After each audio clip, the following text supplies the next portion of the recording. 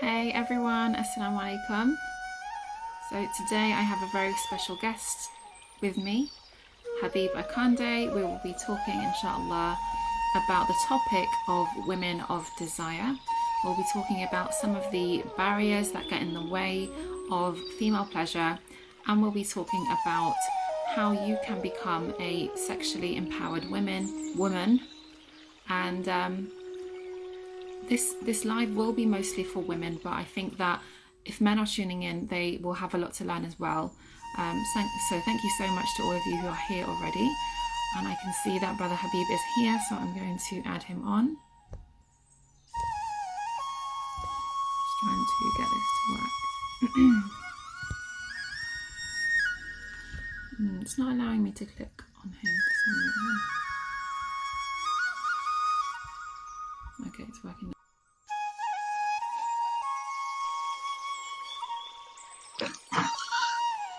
Assalamu alaikum. Wa alaikum salam. How are you? I'm good, thank you. How are you? Very well, thank you. Alhamdulillah. I feel like it's been a while since we've done this. How have you been doing since then? Yeah, very well. No complaints, to be fair. Looking forward to Freedom Day on Monday. And obviously Eid on Tuesday. So yeah, to be honest, I've got no complaints on my side. Yeah, alhamdulillah, alhamdulillah. Well, thank you for agreeing to do this with me. You know, I've got your book and I have your previous book as well, and I love reading your work. It's very, for me, I find it like very calming to read. Like it's very reassuring to read, because unfortunately what we see out there doesn't always agree with what I do. Like I'm sure you received the same, like quite a lot of backlash, and I think reading your book just makes me feel like I'm doing the right thing. So thank you for that. So I'd love it if you could just start off just kind of introducing yourself just to anyone who doesn't really know about you, just a little bit about the work that you do, and also kind of a little bit about what kind of got you started in this work. Sure. So my name is Habib Akande. British born, Nigerian writer, sex educator and historian. So by profession, I'm actually a chartered accountant, but I'm not going to speak about that because that's quite a boring profession. I've published 7 books so far, mainly exploring race erotology, which is a study of desire and sexual intimacy, mainly from like an Islamic or African perspective. I studied in Al-Azhar for 3.5 years, spent 2 years in the high school, and then graduated, and then spent a year and a half in the uni before dropping out because I wanted to make a living for myself. And yeah, so since I came back from studying in Egypt, I came back in 2009. I wanted to, because I came across a number of books written by traditional Islamic scholars such as Imam al-Suyuti, writing about ilm al-bah, the erotology or the study of sex, and they were very, I was awe-inspired, to be honest, because again, you've got, you know, respected scholars like al-Suyuti and others who wrote many books about the importance of female pleasure, about female sexuality, and educating men about the importance of about understanding women's needs, both physical and emotional needs. And again, given that I found I couldn't come across many books in the English language, that these books hadn't been translated, so I went about wanting to translate, and not only translate but bring to life some of these historic books, and then again make it accessible for modern day readers, both Muslim and non-Muslim, because I think one of the issues is that, and what I noticed actually is that I published my first book on the area of erotology called The Taste of Honey in 2015. It's more like an academic textbook, so to speak, because I wanted to back up with a lot of, you know, references from the Quran, Hadith, and what traditional scholars have said, because I knew there'll be backlash. But that wasn't as well received, and I think we spoke about this in our previous IG live on my page. And I think one of the reasons was because maybe it was probably too much information, and maybe the packaging of it. And I realized that a number of Muslims, like when I started to write about sex and intimacy, but from an Islamic, an African perspective, like with the Kunyaza book, it was more received by Muslims, both practicing, not practicing, and what have you. So I thought that, I think it's maybe the marketing and maybe the packaging of when you're presenting some information, and I think some Muslims want to know about this information, both men and women, but are quite fearful when they hear Islam or Muslim attached to it, which can be quite difficult, because I think they still need to hear this information. So that's why I was like, okay, for the latest book, for the Women of Desire, I wanted to highlight the role that women have played, not just empowered, but sexually empowered women, and what that means. So to help not only women, sex educators like yourself, but also people looking for resources, I wanted to write a kind of a short, concise book, but filled with maybe like some resources if people wanted to know,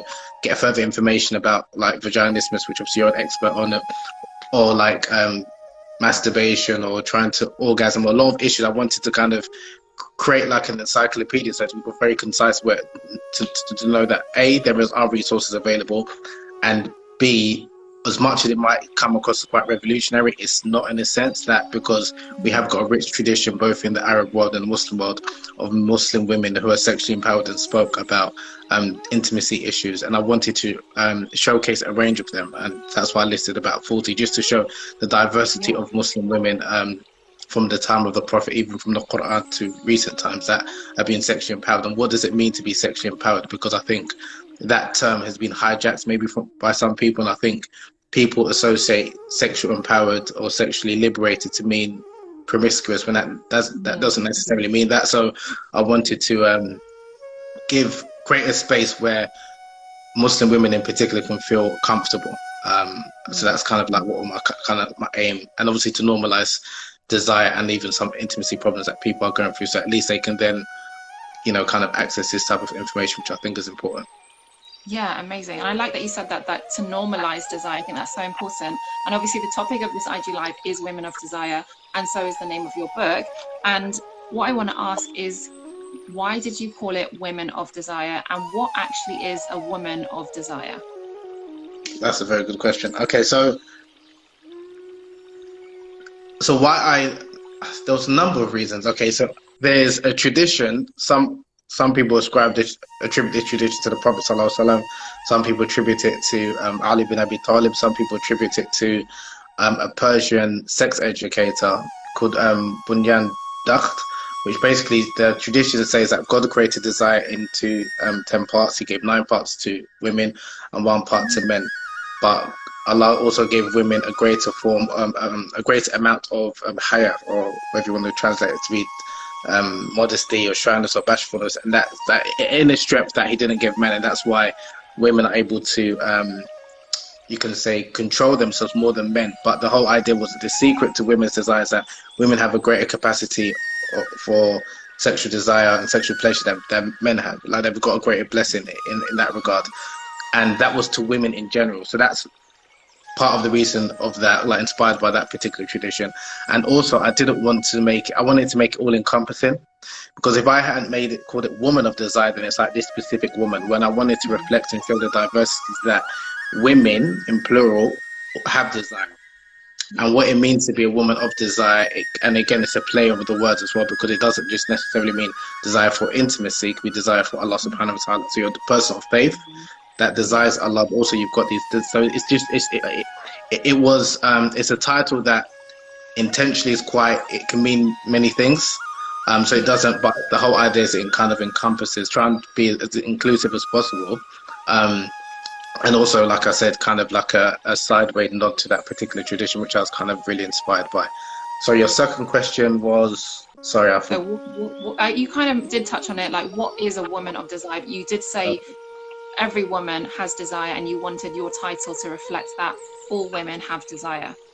Yes, and to normalize it, and to recognize it, that from an Islamic or Arabic perspective, desire doesn't necessarily have the negative connotation that it has in the Christian tradition. And I think it's important that people understand that, because obviously us as English speakers, when we think about desire, or generally how it's translated is in lust, people think about the Christian understanding, and this is one of the 7 deadly sins, when Islamically desire in and of itself is not blameworthy, it's not wrong, it's how it's exercised, or how you action on it. So it's some people, even when I spoke to someone that I respect, they were like, okay, people might misinterpret it to mean like Lady of the Night, meaning a sex worker. And I was like, okay, it's got multiple meanings, but then isn't the problem that when you ascribe desire to a woman, all of a sudden you automatically assume she's exercising that desire in the wrong way, because it's like you've assumed that women shouldn't have desire, and then this idea that especially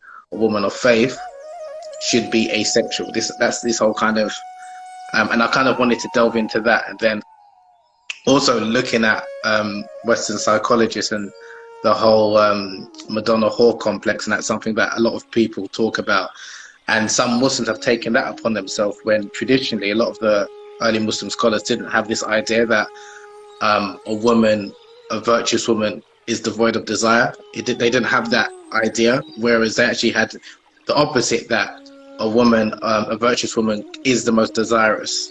Not only desirous, but has the most desire herself.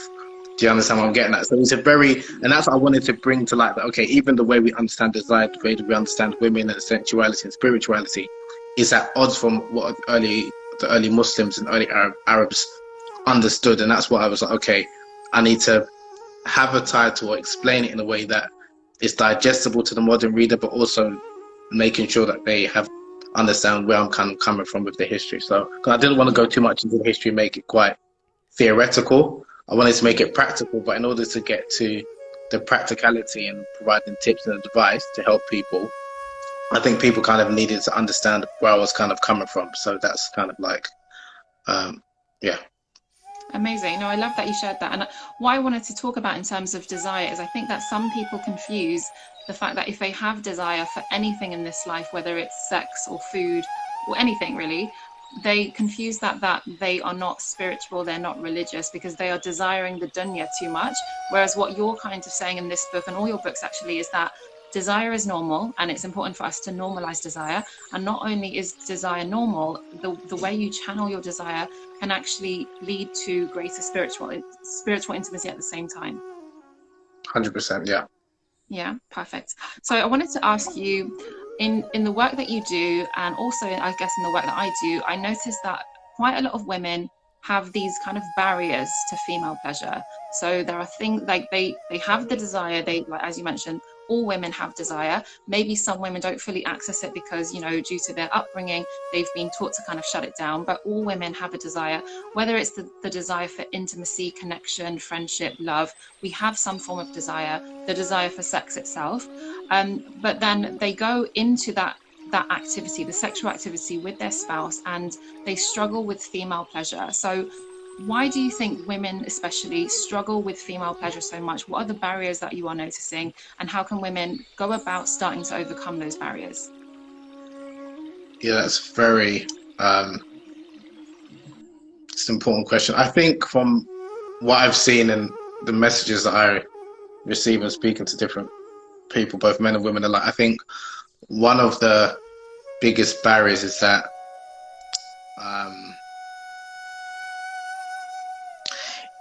I think a number of women, unfortunately, this is both Muslim and non-Muslim, but Muslim women in particular, feel as if they're not worthy of desire, and that prevents them, or worthy of pleasure, sorry.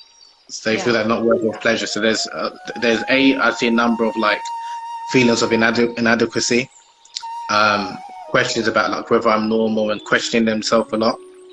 And then I'm glad you asked a question about pleasure as opposed to sex, because there are a number of people that are having sex, but not necessarily a number of people that are actually enjoying the sex, right, or experiencing pleasure, and they're two different things. And again, one of the reasons I think a lot of women have been socially conditioned or culturally brought up in an environment where they believe that sex or sexual pleasure is for the man, and then any pleasure that they experience is dirty, it's Islamic or spiritual, and it's not something that they should kind of celebrate.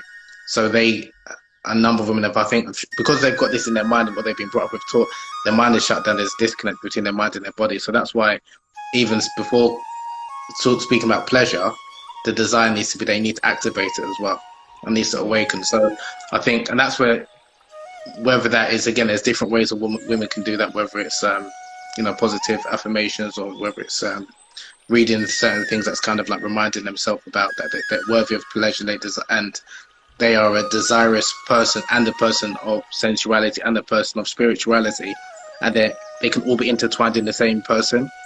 not Yeah. that you're egoless. And I think again that comes down to this whole Madonna Hall complex. I think a number of people, women included in particular, sorry, have um, maybe digested and believed incorrectly. Um, but I think a lot of it comes down to, yeah, the biggest barrier is that a lot of women do not feel worthy of pleasure. And I think, and again, there's a number of reasons for that, whether it's cultural, social environment that they grew up in. But I think, yeah, it's definitely feelings of like not being worthy of desire or pleasure. Yeah, absolutely. I completely agree with you. And I wanted to ask, and you kind of touched on it a little bit, where you said, you know, in certain Arab tradition or African tradition or Muslim tradition, you know, sex wasn't seen as this dirty thing. It was actually seen as the opposite, something to bring you closer to God and to have a spiritual experience when engaging in sexual activity. But for those women that I just mentioned, where they're struggling to access female pleasure, maybe due to their faith, maybe due to their upbringing, what would you say specifically to Muslim women where you can bring things out from Islam, from the Quran, from the Hadith, to help them to feel like they have the right to be sexually empowered? So they're on this journey where they're listening to this live, for example, and they're like, I haven't had an orgasm, or I don't know what sexual pleasure is meant to feel like, or I've tried and it's just not working. Those women in that place right now, they're struggling with their faith and their sexuality. What would you say to those women? A few things coming from Islam and the Islamic tradition that can make them kind of shift their mindset around sex. First and foremost, it starts with empowerment and education. And by obviously empowerment, I mean you can empower yourself and not waiting for someone to give you like all of the solutions. And I think like, and I know it's a difference between a number, and I'm generalizing here, between men and women, is that because maybe men, we feel entitled to pleasure, there's nothing that stops us, whether you're practicing, not practicing, knowledgeable, not knowledgeable, from trying to find that information kind of thing to validate what you feel you're entitled to. Whereas if you don't feel you're entitled to something, then it's going to be very difficult to try and access this type of information. But the information is out there, but you need to empower yourself. And again, I'm saying this to put the onus on the person, because the information is there, but it's whether you want to go and access it. Now, in terms of obviously where to find that, obviously there's different resources. There's, you know, like yourself, there's different IG lives, there's books and things, but you first need to realize that you have the power, obviously, by the will of Allah, to find out this information. Now, many people still can hear this live. They can be hear hadiths of the Prophet Sallallahu Alaihi Wasallam legitimizing women's sensuality and talking about women have the right to pleasure in the bedroom, but because they don't believe it themselves, it's going to be still very hard to access to kind of. So that's why a lot of it comes from within themselves. And that's why for me, when I speak about empowerment, it's like you have to give yourself your own agency, not wait for someone to empower you, not wait until, even if you're not married, not wait until you're married and then you find a emotionally available, really good man that's going to give you all of the tools to empower yourself. No, you can empower yourself whether prior to marriage or during marriage or after marriage. And I think this whole idea of waiting for someone to kind of give me the answers, I think this is what's maybe doing a disservice to a number of Muslims and Muslim women in particular. So that can come across as quite harsh, because I think and this is men and women I've noticed within the Muslim communities, like we want to be spoon-fed. We want to go to the imam, we want to go to the religious scholar, we want to go to, and they're going to tell us all the answers.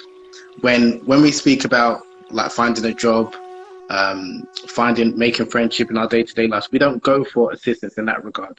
We know generally what the parameters are, but you find these things organically, or you find this information. But when it comes to the realm of, you know, sex and sensuality, it's like, no, we need a rule book, playbook that's going to tell me A to Z exactly how, and it doesn't work like that. And that's why even with what I've tried to do with my book, and even with the earlier books, there were guides. There were not a formula telling you, you do this, you do that. There's some things like even the presentation of certain books or certain speakers, it's not going to suit everyone, and that's fine. But again, this whole idea of having a guide is that you take what suits you, what is, you know, in alignment with what you're comfortable with, and then you take it from there. So with me, like I said, a lot of things, what I'm trying to say, it starts with empowerment, but it comes from you yourself, that you need to empower yourself. And I think you need to believe that first and foremost. And if you believe that, then you go about trying to educate yourself, trying to find out these resources to kind of know, okay, now I've got the knowledge, now I've got the education, I won't have hopefully these stumbling blocks that's preventing me from accessing pleasure. Then you can know about actually how to enjoy yourself in terms of like with your spouse and things like that. Yeah, no, I love that. I think that's really relevant because what I'm seeing in women especially is that sometimes the reason that they struggle to access pleasure sexually is because of messages they heard growing up, whether it's from parents, friends, community around them, but they didn't actively seek out those messages. Those messages were put on them, whereas what you're saying is educate yourself. So go and find out the information rather than just absorbing information from people which may have some truth in it but quite a lot of negativity to it. Go and find out the information for yourself, because that's truly the way to be empowered. Yeah, and the reason why I'm saying that is because and maybe again, maybe this is my male privilege or what have you, but I know that there'll be those negative messages, and I can't stop them. But what you can do is balance or try and balance it by attaining some positive messages that you seek yourself to kind of counteract those negative messages that you're getting, kind of thing. So I'm not trying to like paint a picture where we can create a world where there'll be no negative messaging that you'll get, because unfortunately we're bombarded with those negative messaging. But the same way, like for example, on your Instagram feed, the people you follow, you can create your own kind of world in terms of what you want to watch and see that's going to empower you. So you can, if you want, you can kind of just complain about all of the negative stuff on the hundreds of thousands of Instagram accounts, or you can just concentrate on, you know, create your own like little world. And that's what I'm trying to kind of get, that there are these resources available, and that's why I didn't want to come. And I find this a lot, actually, to be fair, and that's why I don't do many IG lives with different people, because I prefer to come from a position of, rather than just talking about the problems, let's talk about like some solutions, practical solutions, or how you can kind of, you know, come out of those kind of problems. So that's kind of like, I'm trying to be more forward thinking, rather than just kind of like, and I don't want to just celebrate the past, because I think as Muslims as well, we have a tendency, and that's what I didn't want to do, was just to celebrate, oh mashallah, in early Islam we had all of these great people and the women were empowered and this, that and the other, and you know, that's nice, it's all well and good, but there has to be a sense of selfishness. The same way when we leave this world, it's going to be nafsi, nafsi, myself. When you're speaking about desire and pleasure, and there's something which Esther Perel says, and a couple of other psychologists, about female desire being narcissistic, but in a good way. I was literally going to come to that. Yeah, sorry. No, that's fine. No, because I asked you like, what are the kind of barriers? Why are women struggling to access female pleasure?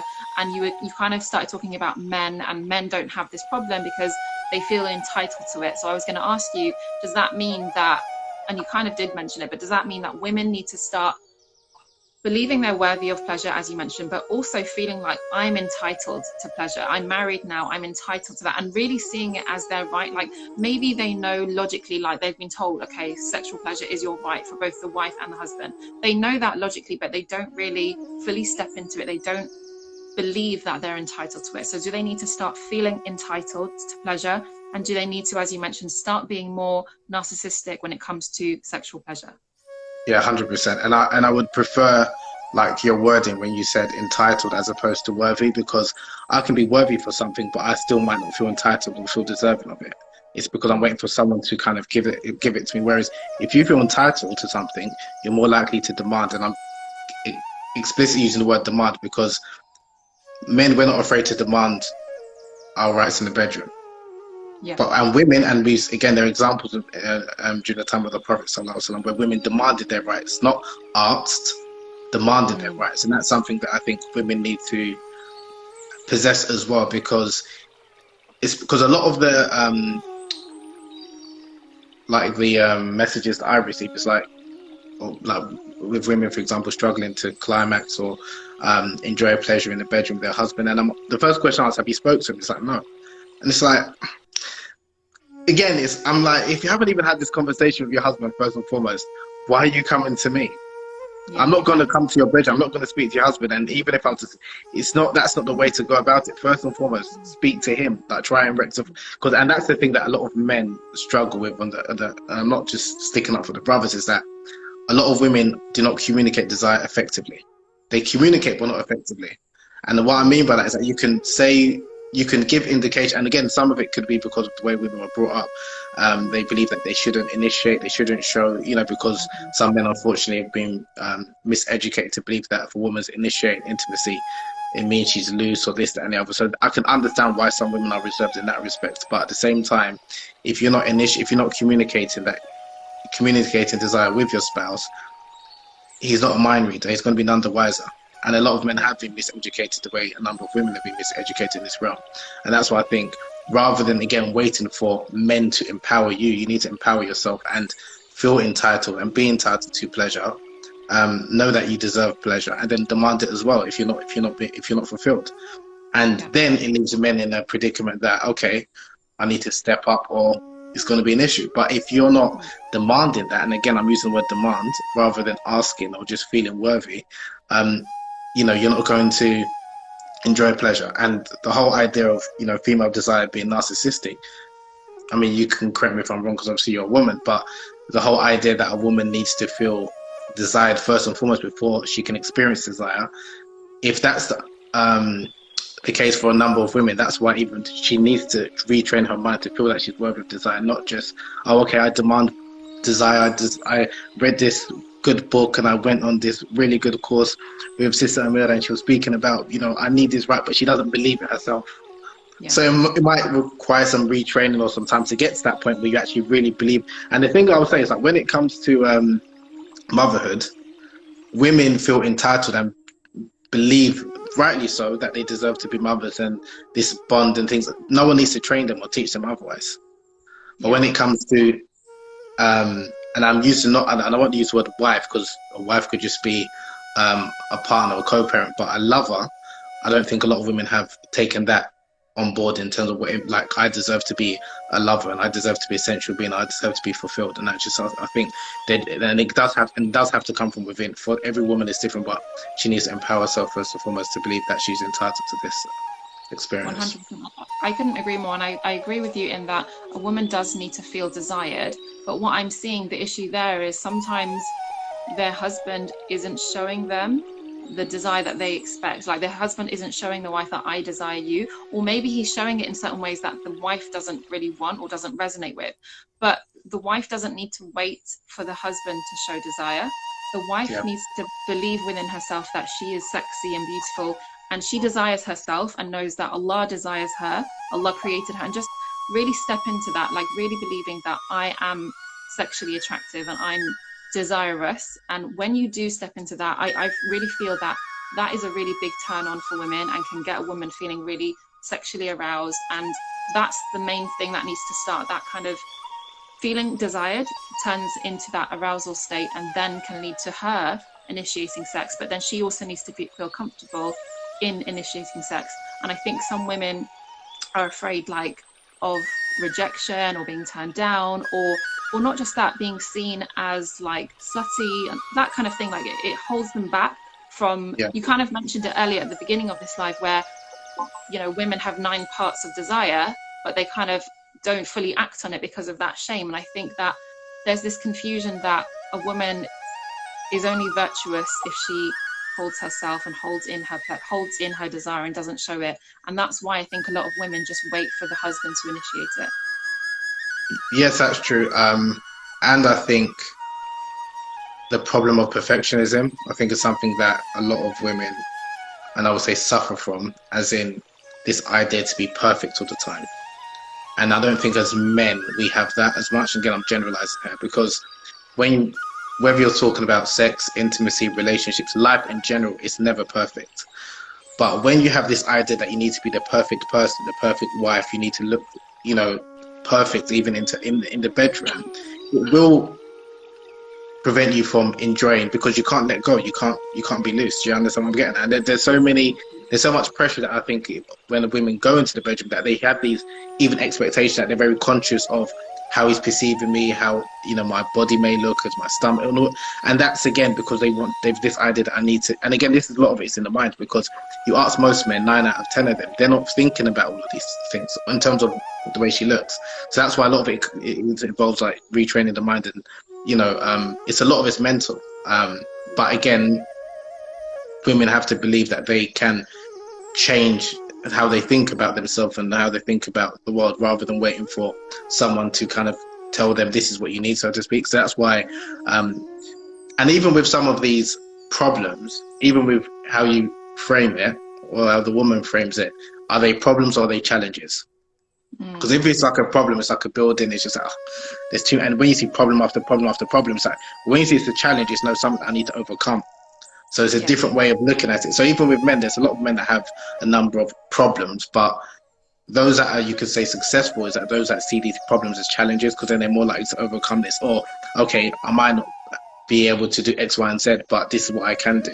Do you understand what I'm getting at? And there will be problems, there will always be problems. But again, maybe just reframing how we view things and looking at these problems as challenges, and then see, okay, how can I overcome this? Because you will never be able to overcome all of your problems and be the perfect person. Again, this is what comes down to this whole perfectionism thing, that if I get rid of all of this, then I'll be able to enjoy the best sex of my life, be really fulfilled. It doesn't work like that. Yeah. And that's why even not only normalizing desire, even like with, I want to like normalize challenges or problems, in the sense that, okay, it's okay if you're having some of these issues, because everyone has issues, kind of thing. But it's not like your marital life has to be perfect all the time, kind of thing. I just think that's, again, an unrealistic pressure that people place on themselves. Yeah. And it kind of feeds back into what we were saying about women feeling entitled. I think that if you feel entitled, there's no kind of restrictions on that, because you're like, regardless of how I look, what my marital life is like, or all these other external things, regardless of that, I'm still entitled to this. So I think that's the mindset that women need to start adopting, because I think men already are there. They don't most men, I think, they don't put restrictions on their entitlement to pleasure. They don't say, I'm too overweight, therefore I can't have pleasure with my wife. They don't think all those kind of things, whereas women tend to do that. And I think, like you're saying, that it is a mindset thing, and it is going to take time, but you don't have to wait, as you're saying, for everything to be perfect to start having an orgasm and enjoying sex with your husband. Yeah. And I would say that, like, I had a really interesting conversation earlier today, and this is with a non-Muslim, because I was writing an article, I was pitching an article for Female Orgasm Day, which obviously is on next month, and they were petrified by the idea of writing about, and I've written for them before, the idea of celebrating female pleasure. It's like, they were like, oh, if you come back and write about consent or FGM, like, again, problems.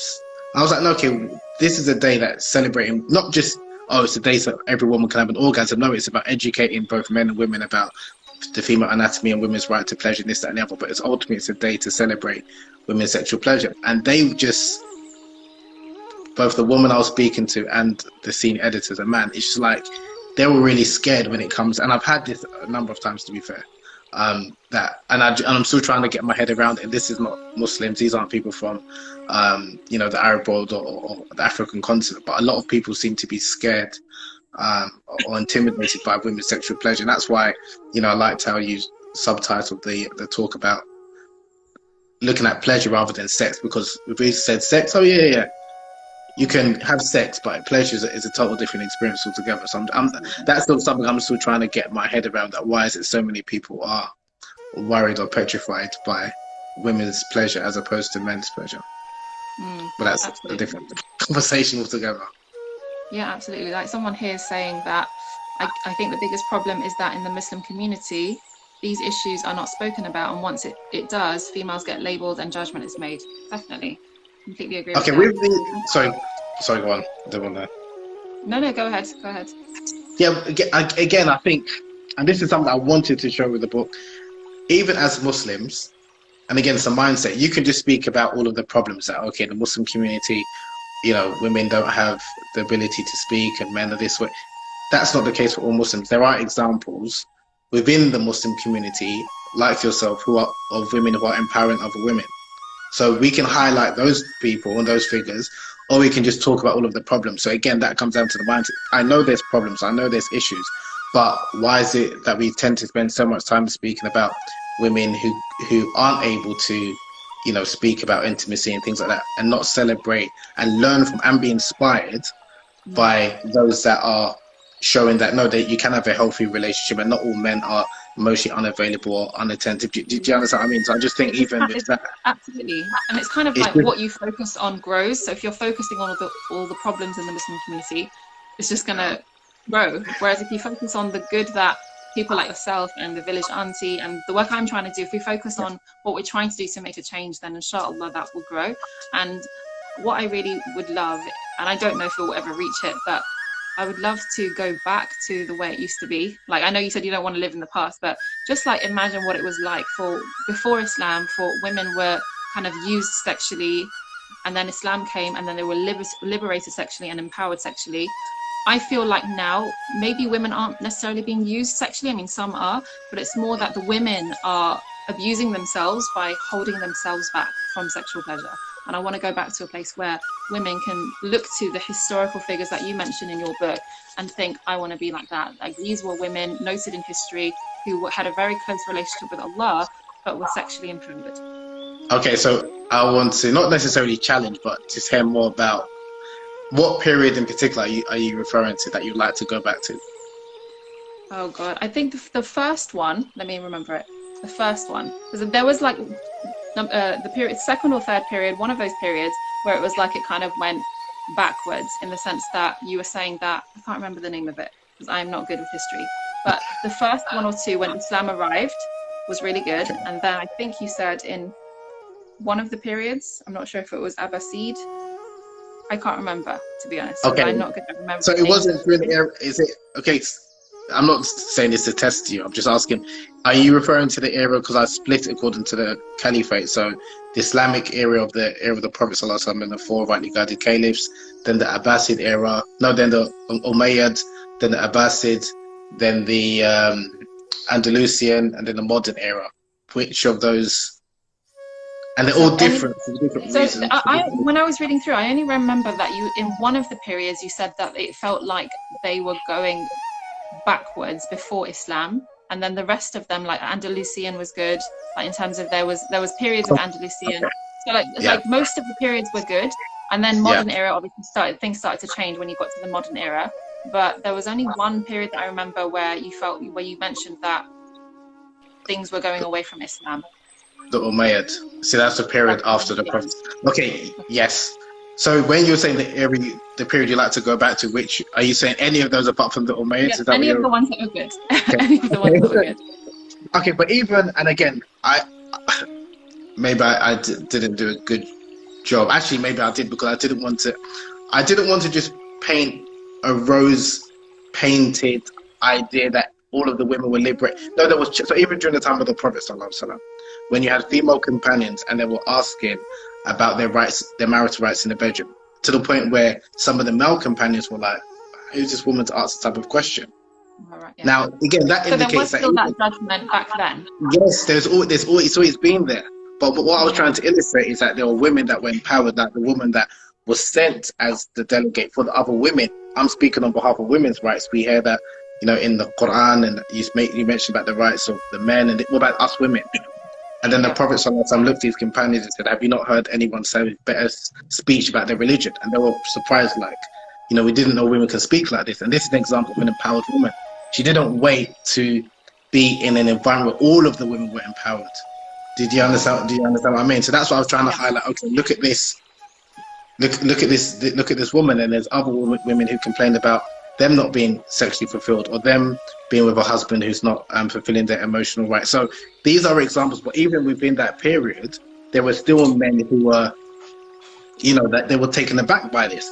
So I'm not trying to give this impression that at any point in Islamic history that all women were liberated and then they can, because there were still people who were like held reservations and had held very conservative views. But I was trying to focus on those empowered women, and these are women that we can be inspired by. Do you understand what I'm getting at? Because I think, again, this idea that if we go back in history and then, the women, all of the men were chivalrous and then they brought us this and they look after us, that doesn't exist in terms of all men. That doesn't exist in history. When you look at history, it doesn't exist. You can pick those figures who are inspiring and empowering and then learn off those. And again, the way I look at it is that, okay, the work that you're doing, you can name probably on one or two hands how many Muslim, and then not only Muslim, how many Muslim hijab wearing women are speaking about what you're speaking about. So the fact that there's not that many, but you know there's a need, you can be an luminary in this period. So that's something to actually, for me, that's like an inspiring thing, that not only people in your period, but people that come after you, inshallah, that can be inspired by you. Yeah. Do you know? So that's why, like, would you want to be one of many or one of very few? That's true. That's so true. Mm-hmm. Yeah, I like that so much. And what I was going to say is, what you're saying then essentially is you're trying to highlight in your book that there were challenges, but instead of focusing on the challenges, what the women, the sexually empowered women, did at that time is they rose above the challenge and they demanded their right, because they saw it as a right that Islam provided to them, and they were like, Islam is giving me this, who am I to turn this down? Even though I'm getting backlash from the men who are looking at me strangely and thinking, who is this woman to ask this question? Actually, I'm not doing this because I'm worried about a man's approval or validation. I'm doing this because this is something Allah is giving me, and I'm just asking questions about this thing that Allah is giving me to make sure I'm doing it right, to make sure I'm not, you know, falling into sin. So so if they can do it back then, we should be doing it now. So there are many women in certain cultures and different religions that struggle with this, and so you're acknowledging that yes, it is a struggle, but it's not impossible to overcome that struggle. Okay, so we're going to end soon, but I just wanted to point out in the book what I really love, and this is giving me inspiration for my book. What I really love, like the best thing about the book, I will say, is the fact that the chapters are short. Like the chapters I'm writing at the moment are quite long. Yeah. Maybe a bit like your previous book was a bit longer. That's how I feel like my book is, because this is my first book and my chapters are quite long. But when I was reading this, it's really easy to read. So I remember messaging you, I think it was last week, where I was like, I got the book and I'm reading it. And then you were like, okay, finish the book. And I was like, okay, I'll finish the book. And it's such a nice, easy read. And that's a good thing, because sometimes I think people can write books and then people will buy the books and then never read them. Whereas this one, mashallah, is really easy to read. And I like that you split it into like a specific chapter per issue. So if a woman's struggling with desire and she's single, you've got a chapter on that. If a woman's struggling with painful sex, if a woman is struggling to orgasm, you know, sex for elderly women or older women, all those kinds of things. I love that you have it like kind of in separate chapters, and each chapter, I think the longest chapter was just like a few pages. Some chapters were like a page or two, and I love that, because it's just like a woman can look through and then just be like, that's what I'm struggling with, and go straight to the chapter. So I'm assuming this was done intentionally. It was. I learned from A Taste of Honey, which I spent, you know, like I told you before, 10 years researching a number of late night hours, like in libraries. God knows how many books I've written to research, because with that book I wanted to show the information and the resources again, and also again if people wanted to do further reading. But then I realized, like what you mentioned, that a lot of people wasn't reading it. Like again, if it's too condensed, it's just like people get lost in it, and some people just want to know, okay, where I can find. And I thought, okay, people be able to go to the people don't read books like that, especially this day and age. So it was actually funny enough, after A Taste of Honey, I wrote another book, but it was aimed at men, and it was written that way as well. But then a number of women were buying it, and I was like, no, but I'm not saying you can't buy it, but this book is actually written for men. But I know I can read this book, it's easy for me to read. And then I realized, oh, okay, it's the presentation. It wasn't necessarily the content as such, because again, very geared towards men, but it was just something that's very easy to read. And then a number of people said that, so that's why I was just thinking, okay, I need to make it accessible. And I was always thinking of the acronym KISS, keep it simple stupid. I'm always remembering that, like, just, and that's very difficult to achieve, because you want to kind of make it concise, but also you want to give value. You don't want to be like, oh, it's you know, a really small book and then you're charging people X amount. They're like, why am I paying for this? But and that's where the editing process is coming in. And I think one of the things that when you, as a writer, can read your own book again and again, then you know you're onto a winner. Because when you can read it and digest it, okay, that's something that I tried to do with this one. So I'm glad you was able to, you got what I was trying to do. So that's good. Yeah, no, definitely. Thank you. And it's helpful, because the purpose of your book, inshallah, is to help people, and it's only possible to help people with your book if they actually read it. So you've done it perfectly, mashallah. So on the note of the book, you know, it's quite easy to get, you know, from Amazon here in the UK, but where else, you know, if someone's not living in the UK, where else can people order your book? Yeah, so Amazon and on my website, so Rabat, rabaah.com/store. It's available there internationally. It will be on Amazon US for international orders, and anyone in Nigeria is in Tarbiyah Book Plus, which is like the leading Islamic bookstore in Nigeria. So they're at the moment the three places that the book's available. But yeah, I think I might try and contact a couple of independent. One thing I will say, I've not targeted Muslim bookstores. I'm just kind of doing the natural, organic online route just because, and I think, well, hopefully you won't get this with your book, but it's a challenge getting books into, especially like books about sex and intimacy, into like Islamic bookstores. And then with the mainstream, we can maybe talk about this online. It's a different challenge because in terms of what they want in terms of discounts and stuff like that. So I'm kind of now just doing it either on Amazon or just kind of like from my website. They're the two main places, and Tarbiyah, like I said, in Nigeria. Yeah, and I think that's, inshallah, that's all that you need. I don't know, like, how many people are still going to bookstores nowadays. I used to do it quite a lot, but with, you know, the pandemic, I've hardly been in a bookstore. So it is a lot easier if people are able to, you know, find it on your website or on Amazon and order it and have it delivered. Inshallah, it would be great, you know, for more bookstores to become more accepting of books on this topic. But, you know, instead of focusing on the problems, like we said, let's focus on the good things, inshallah. Sure. Thank you so much, Habib. It was a pleasure talking to you today. Is there anything else you wanted to say before we go? I've got a webinar on Saturday. Got a few tickets left. The webinar is entitled "The Female Orgasm in Islam and Muslim Cultures," and in that webinar, I'm kind of delving into the female orgasm or sexual pleasure, not only in Islamic religion, what the Quran, Hadith, and Islamic scholars have said, but then also looking at the female orgasm in Muslim cultures and understanding the difference, and then speaking about some of the issues that women are facing and trying to provide some practical tips and advice to kind of overcome some of these issues. And I'll be delving into female genital mutilation, female orgasm, female circumcision, because I get a lot of questions about that. So, and that's going to be available for both men and women, but that's on Saturday at 8 o'clock UK time. So I've got a few more tickets if anyone's interested. So yeah. Amazing. That sounds like an amazing webinar and really important. So if you're interested in that, definitely check out. Is the link in your bio? Yes, the link is in my bio. So if you go to my Instagram page, see the link on Eventbrite for more information. Thank you so much, Habib. It was a pleasure talking to you once again. And inshallah, Pleasure, I hope we'll talk again. Inshallah. Barakallahu feek. Assalamu alaikum. Alaikum assalam.